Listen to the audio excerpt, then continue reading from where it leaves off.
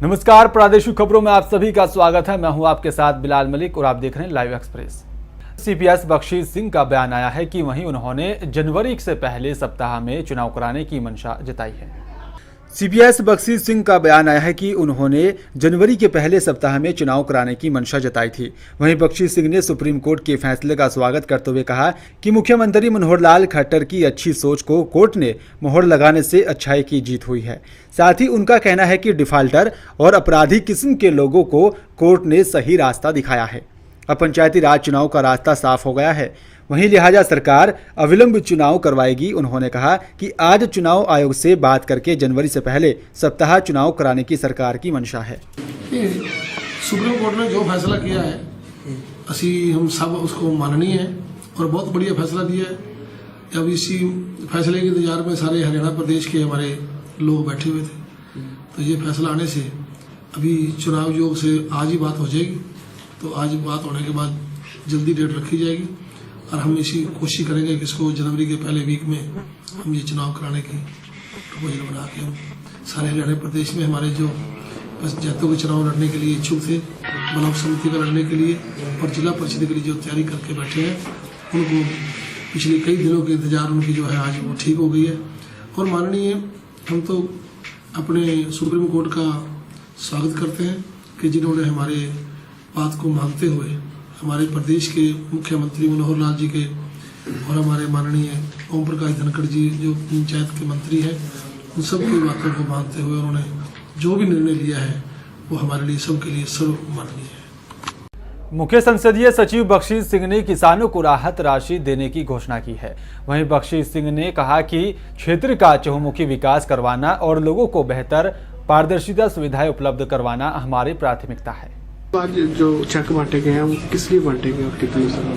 ये साढ़े असांध इलाके जिन्हें जिन्हें लोग किसाना वीर दे मतलब कोई भी दिक्कत आई, जिन्हें किसी के हथ वड्या गया है, किसी की बांह बाजू कट्टी गई है, किसी की मृत्यु हुई है, किसी की कोई अंगली कट्टी गई है, उन्होंने सरकार वालों मार्केट कमेटी वालों ਅਸੀਂ ਉਹਨਾਂ ਨੂੰ 27,50,000 ਦਾ ਯੋਗਦਾਨ ਦੇ ਰੂਪ ਵਿੱਚ ਚੈੱਕ ਦਿੱਤੇ ਨੇ, ਜਿਹਦੇ ਵਿੱਚ ਕਿ ਸਾਡਾ ਇਲਾਕੇ ਵਿੱਚ ਉਹ ਸਾਰੇ ਪ੍ਰਦੇਸ਼ ਵਿੱਚ ਬਹੁਤ ਅੱਛਾ ਮੈਸੇਜ ਆਏਗਾ, ਜਿਹੜਾ ਕਿ ਅਸੀਂ ਆਪਣਾ 27,50,000 ਦੇ ਚੈੱਕ ਦੇਗੇ ਆਪਣਾ 27,87 ਅਸੀਂ ਆਪਣੇ ਇਸ ਗੱਲ ਦਾ ਇਹ ਤੁਹਾਨੂੰ ਰਿਟਰਨ ਵਿੱਚ ਵੀ ਆਪਣਾ ਦੇ ਰਹੇ ਹਾਂ ਦੀ ਕਾਪੀ।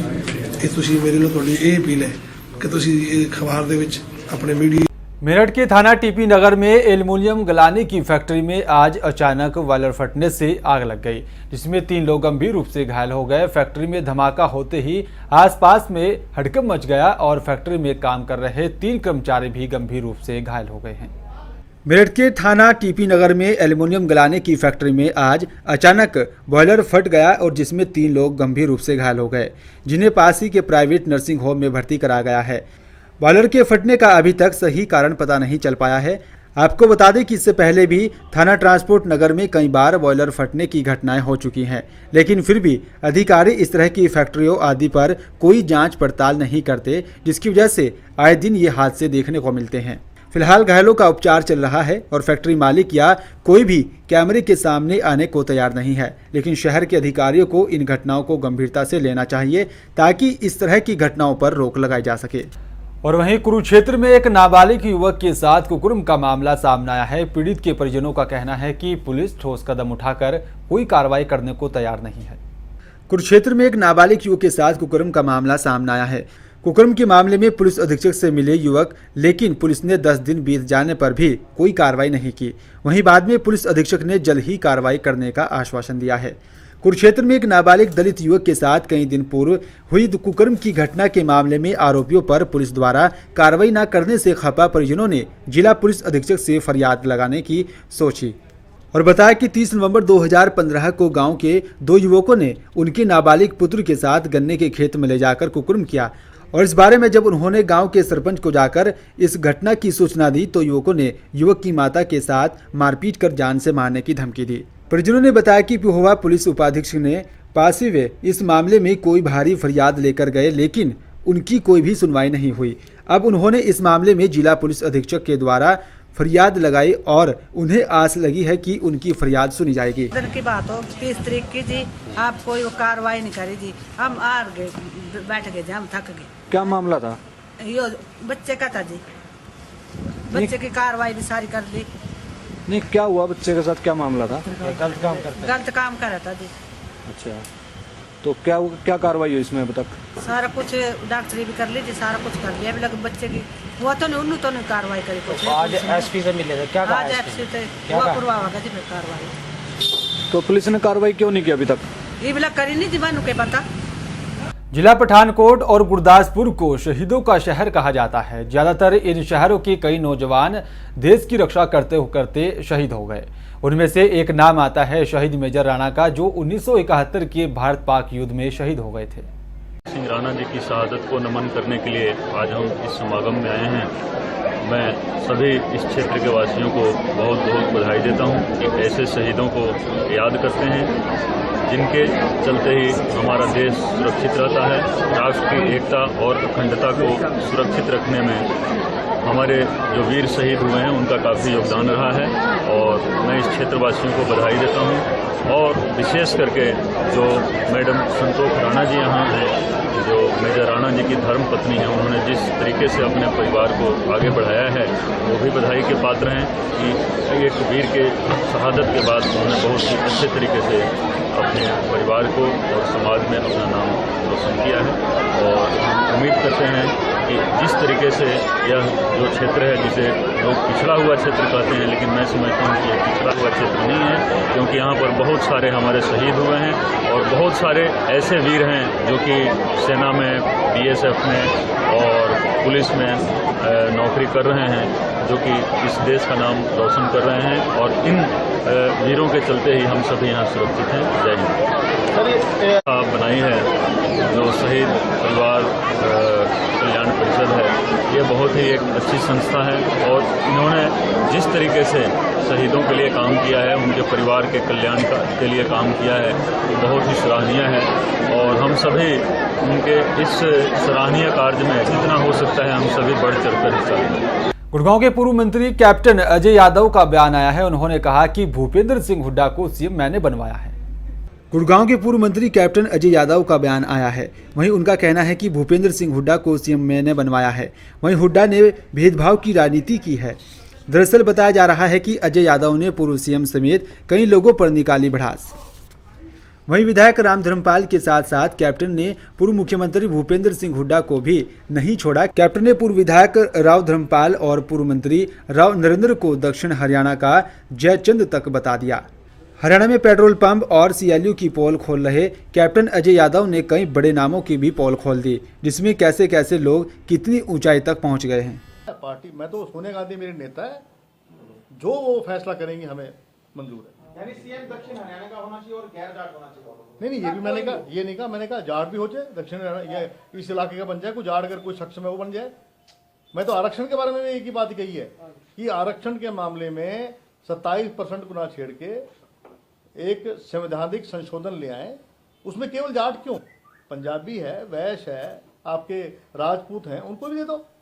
नहीं, और ये नहीं क्या है दिक्कत है? संवैधानिक संशोधन लेके आए मोदी जी और बाकियों को भी दें, अकेले जाट को क्यों दें, सबको दें और आरक्षण देना ही देना है। जो हक था दक्षिण हरियाणा को पिछले 20-10 साल की सरकार में नहीं मिला।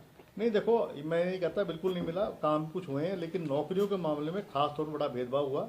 और एम्स जो है, जो कि हमारे इलाके में बनना चाहिए था, वो बना दिया झज्जर में, जो मात्र 27 किलोमीटर है पीजीआई से, रोहतक से, मात्र 27 किलोमीटर। क्या जरूरत थी बनाने की एम्स?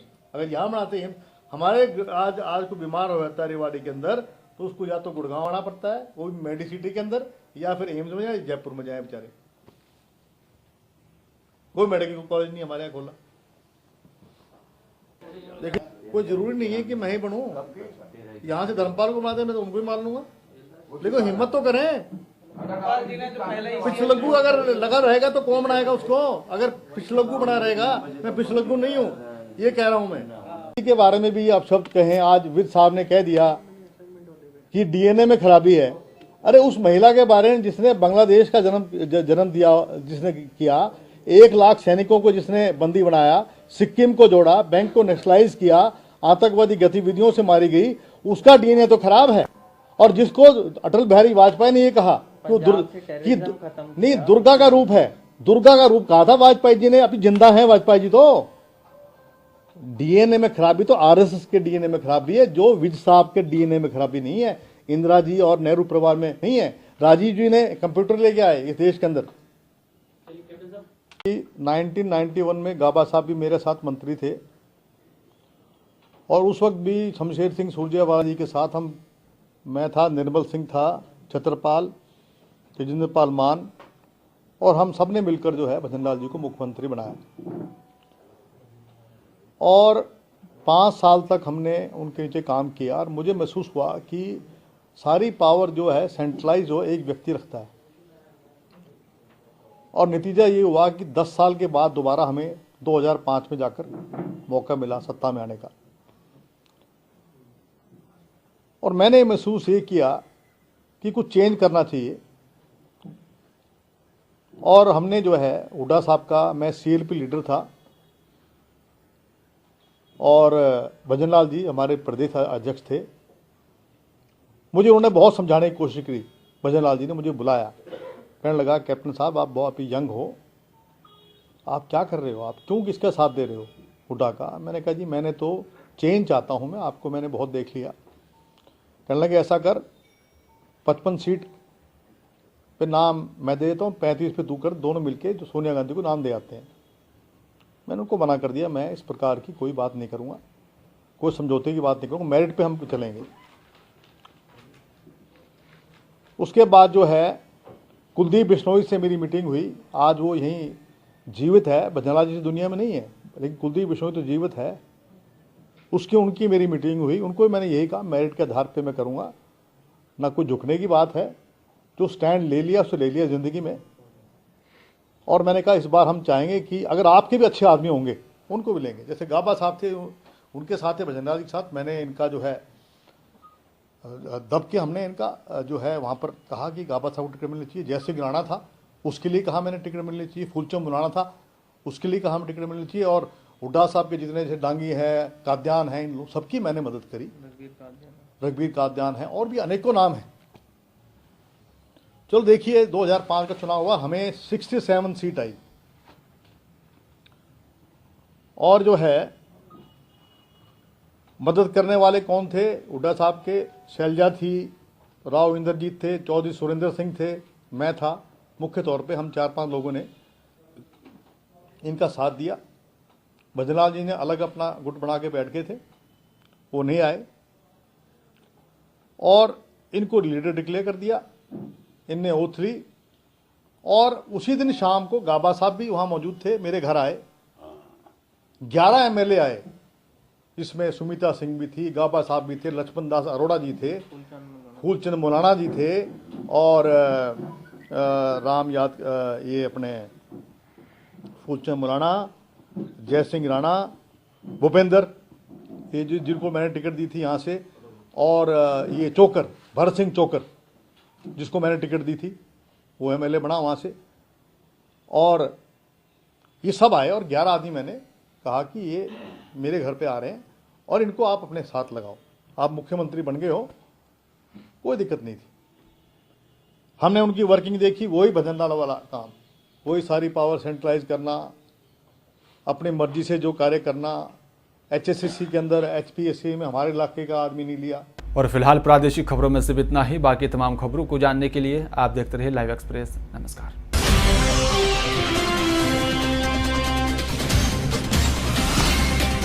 ये है लाइव न्यूज नेटवर्क और आप देख रहे हैं लाइव एक्सप्रेस 24/7 ऑनलाइन चैनल।